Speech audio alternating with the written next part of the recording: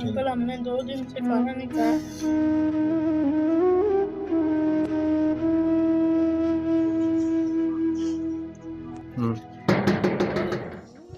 भुख बड़ी लगी है, तो खान पीन का बंदोबस्त करिए यार।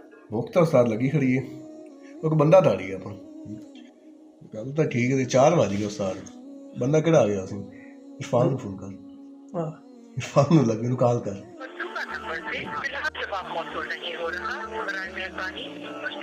उन्होंने नंबर ही बंद पे है।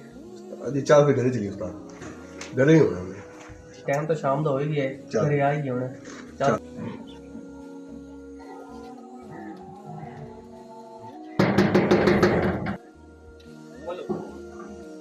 अस्सलामुअलैकुम सलाम। ठीक भाई, तुम सुनाओ? खैरियत है? खुश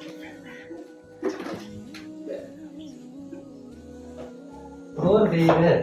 ओ केड़ी तुसी सुनाओ?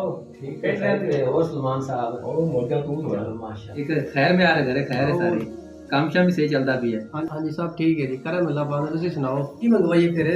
साई समोसे से चाह, समोसे चाह दो यार उस्ताद जी, मत लगे पता दो नहीं भाई ना कुछ चाय या समोसे मंगा ले यार, सर्दी का मौसम है, ये चाय पी ले से या समोसे खा ले।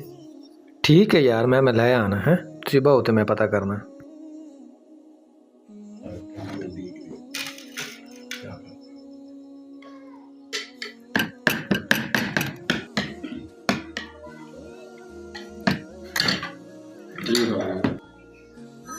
एक मिनट, मैंने कॉल आई।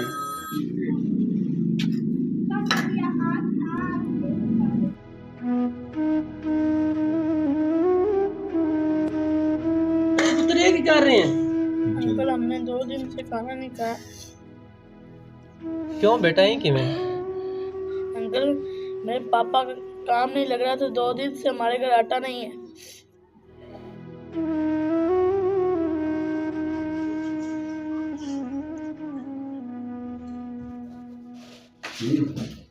खैर है क्यों है यार आपा तो यार बड़ा गलत किया है यार। बाहर गया मैं ते जेड़े बच्चे नहीं तो बर्तन घर चाल के लै गया सीगा, वो बर्तन चाट रहे सीगा, उन्होंने घरे 2 दिन हो गए आटा ही को नहीं हैगा सी यार। पर बड़े ज्यादा गलत कर बैठे यार। ये तो फिर आप ज्यादती की यार, बहुत गलत हो गया उस्ताद। इस जी दोस्ती लानत है फिर कि आपने इतना ख्याल नहीं किया, उस दोस्त के घर 2 दिन हो गए बच्चे भूखे ने यार। नहीं यार गलत हो गया, अपन नहीं करना यार, आज तो बात किसी बंदे नाल नहीं करना। अस्सलाम वालेकुम दोस्तों आज की वीडियो का साडा मॉरल है, मैसेज सानू असी ये डिलीवर करना चाहते हैं कि असी लोग अपने किसी दोस्त यार संगी बेली किसी को भी असी बिला वजह फटीक पा देने, उनके हालात जानन बगैर।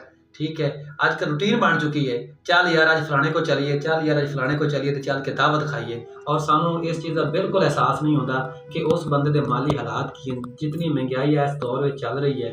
हो सकता है तुम साहब हैसीयत हो, तुहाडे कोल पैसा पादी ढेर होवे, लेकिन तुहाडा जो यार है, तुहाडा मिडिल क्लास बंदा या गरीब बंदा है, वो सज्जी वाला है, मेहनत कर रहा है, या उनकी कम तनख्वाह है, तो उनके कितने अखराजात हैं, बच्चों के मामला, हर चीज़ का तुम्हें पता है कितनी महंगाई हो चुकी है।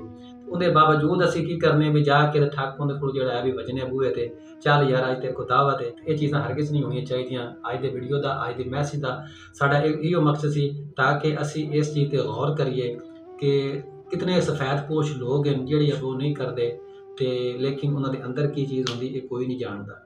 तो इसलिए असी इस मैसेज में फॉरवर्ड करो, डिलीवर करो, ताकि असी इस ट्रेंड में जोड़ा है ना भी असी रोक सकीए। और असी अपने दोस्त वो दोस्त जोड़े इस दौर के पिस रहे हैं, महंगाई के दौर है जे, असी सानू उनके अच्छे और बुरे हालात का सानू पता होवे तो असी उन्होंने सपोर्ट कर सकीए। और सानू उन्होंने सपोर्ट करनी चाहिए, ना कि इस तरीके जाके उन्होंने जोड़ा है भी असी उल्टा जोड़ा है भी उन्होंने होर जो है जलील करिए। तसलील करने वाली गल है। तो गांव पहुँचे, दुआ करने कि ये वीडियो जी है भी तुम पसंद आई होगी। अगर पसंद आई है तो इस वीडियो को लाइक शेयर लाइक तो फॉलो जरूर करना।